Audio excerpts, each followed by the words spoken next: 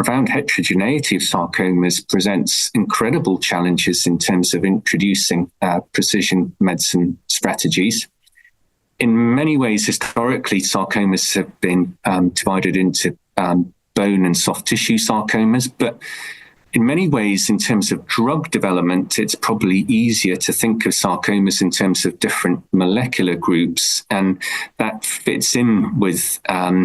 different biological groups or different molecular groups in terms of development of precision therapy approaches. So the first group, and probably the most common group, are those with a complex karyotype, and this includes diseases such as angiosarcoma, osteosarcoma, and leiomyosarcoma. The second group consists of those with specific chromosomal translocations, so that includes diseases such as synovial sarcoma and myxoid round cell liposarcoma and Ewing sarcoma. The third group are those with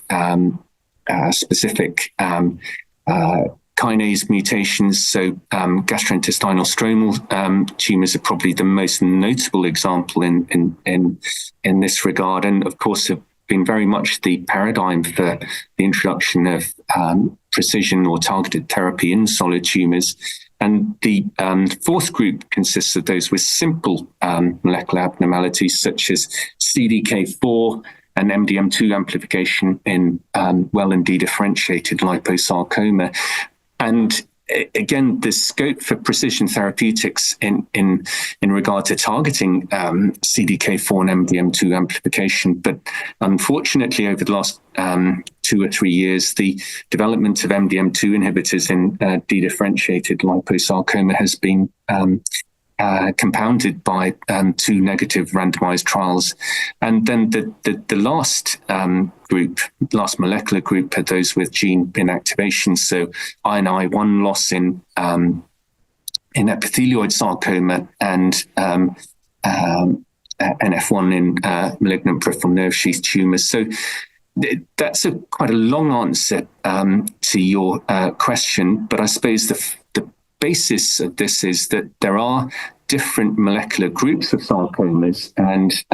in terms of developing precision therapeutics, we should think of these molecular groups, and this has clearly led to success in a number of different types of sarcomas, as I mentioned, including gastrointestinal stromal tumor with the introduction of imatinib and many other tyrosine kinase inhibitors, NTRK inhibitors for NTRK rearranged sarcomas, and also ALK inhibitors in inflammatory myofibroblastic tumors.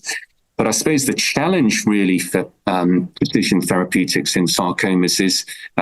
this very, or the most common molecular subgroup are those with a complex genetic makeup,